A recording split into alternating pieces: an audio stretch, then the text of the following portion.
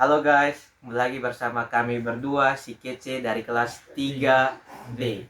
Untuk itu kami akan membuat video tugas ujian tengah semester kami dengan dosen pengampu yaitu Pak Syukur Adang Jaha, dengan mata kuliah yaitu Sistem Administrasi Negara.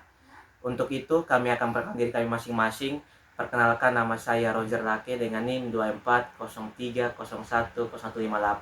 Dan saya Jigar Karwitul Pere dengan NIM 2403010174. Sekian perkenalan singkat dari kami. Untuk itu langsung saja masuk ke materi yang pertama. Nah, teman Roger, sini pertemuan pertama kali kita belajar soal sistem, yang dimana sistem itu sendiri adalah seperangkat komponen atau subkomponen yang saling berkaitan, saling mempengaruhi dan saling bergantung untuk mencapai suatu tujuan itu sendiri. Nah, menurut teman Roger, apa sih sistem? Kalau menurut saya teman Yeager, jadi sistem itu kurang lebih sama tentang pendapat teman Yeager. Jadi itu adalah sebuah komponen dari sub-sub item yang membuat sistem itu bisa berjalan. Jadi kalau menurut saya juga kurang lebih sama seperti teman Yeager. Kemudian ada satu lagi yang tadi terlupakan teman Yeager, yaitu tentang prinsip-prinsip dalam ini sistem.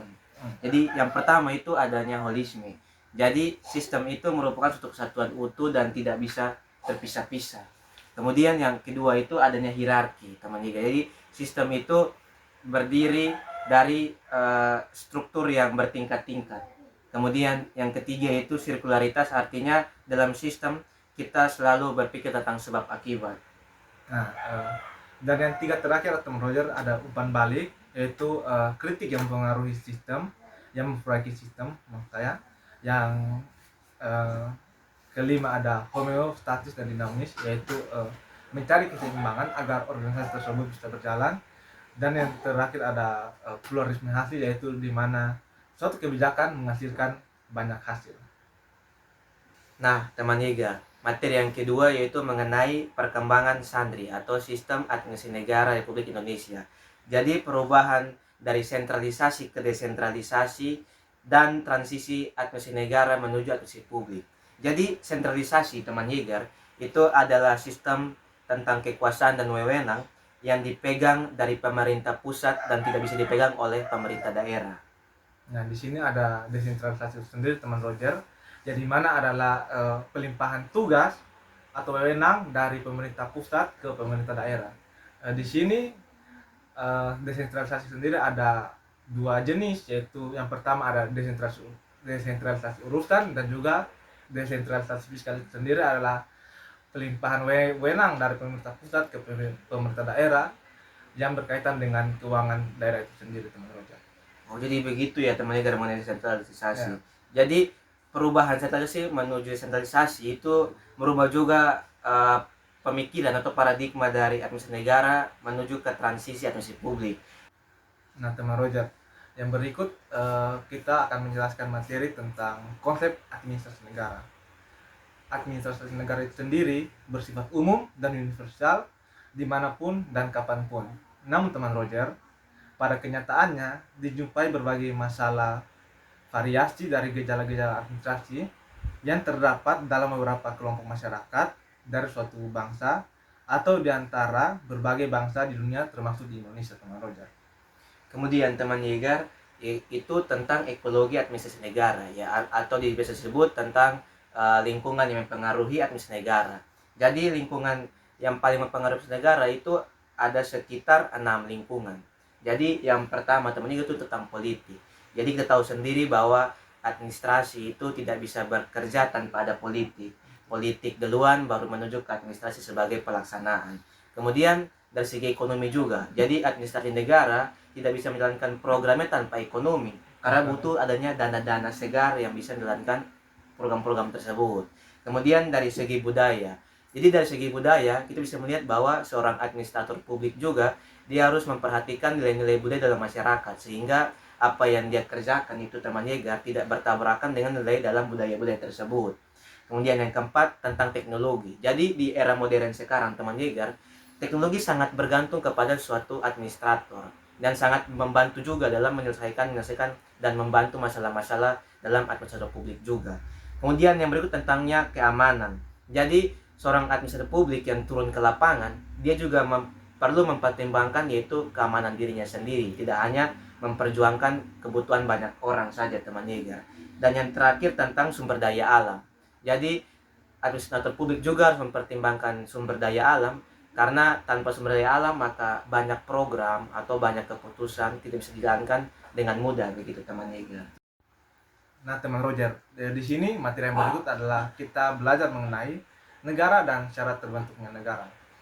Di sini negara sendiri menurut H.J. Lasky menjelaskan bahwa suatu negara yang mempunyai integritas karena mempunyai wewenang yang bersifat memaksa dan yang secara sah lebih agung daripada individu atau kelompok yang merupakan bagian dari masyarakat itu sendiri. 4 syarat utama dalam membentuk suatu negara. Yang pertama, adanya wilayah. Tentu pasti kita tidak bisa membuat negara tanpa wilayah. Itu pasti akan angan-angan semata saja. Kemudian yang kedua itu tentang penduduk. Tidak mungkin negara tanpa penduduk atau isinya setan semua saja, begitu.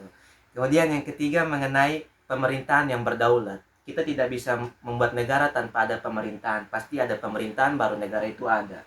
Kemudian yang keempat, ini yang paling penting, mengapa?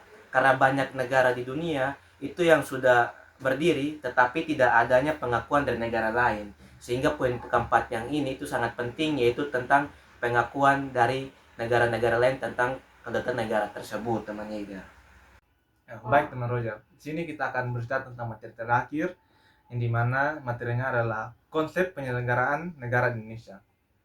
Kalau kita berbicara tentang penyelenggaraan, teman Roger, berarti kita juga bicara tentang sistem pemerintahan, yang dimana sistem pemerintahan di Indonesia sendiri menganut sistem pemerintahan presidensial, yang dimana semua kepala negara dan kepala pemerintahan dipegang oleh presiden itu sendiri.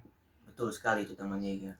Dan juga teman Roger, negara Indonesia ini juga mengandung negara hukum, yang dimana semua proses pemerintahan berdasarkan oleh hukum itu sendiri, yang dimana kalau di Indonesia diatur dalam Undang-Undang Dasar 1945.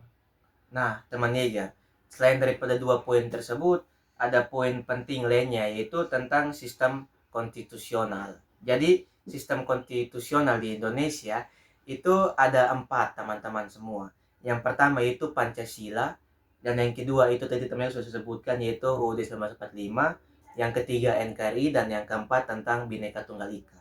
Kemudian adanya juga sistem presidensial dan parlementer. Jadi mungkin teman-teman sudah mengerti tentang presidensial dan parlementer. Jadi kurang lebih kalau presidensial itu kepala negara dan kepala pemerintahan dipegang oleh presiden, tetapi kalau parlementer kepala negara itu oleh presiden, tetapi kepala pemerintahan oleh Perdana Menteri, teman Yegar. Baik teman Roger, mungkin itu saja hasil dari diskusi kami berdua. Kurang lebihnya teman-teman bisa tambahkan sendiri. Baik, atas perhatian teman-teman dari diskusi kami ucapkan terima kasih dan sampai jumpa. Nah, teman Yegar, dari sekian banyak materi sudah kita sharing untuk teman-teman semua yang menonton. Jadi, saya ingin tanya pengalaman teman Yegar mengenai selama mengikuti mata kuliah ini bersama Pak Syukur. Menurut saya teman Roger, setelah saya mengikuti perkuliahan sistem administrasi negara bersama Pak Syukur, saya lebih mengetahui banyak tentang sistem pemerintahan Indonesia, yang dimana Pak Syukur sendiri menjelaskan dengan sangat bagus, sangat detail, dan juga apa yang dijelaskan Pak Syukur tidak membuat kami bosan begitu. Jadi kami ada rasa kayak ingin tahu terus dari apa yang Pak Syukur jelaskan. Nah, teman Yegar, satu hal yang saya tidak bisa lupa dari Pak Syukur adalah tentang tugasnya. Itu tentang tugas buat video seperti ini. Ini yang membuat wawasan kita semakin menambah. Kita bisa berkait di depan kamera. Sini kita tidak bisa malu lagi di depan kamera. Kita bisa percaya diri semakin tinggi, begitu teman Yegar. Betul sekali teman Roger. Dan sampai jumpa di video-video selanjutnya.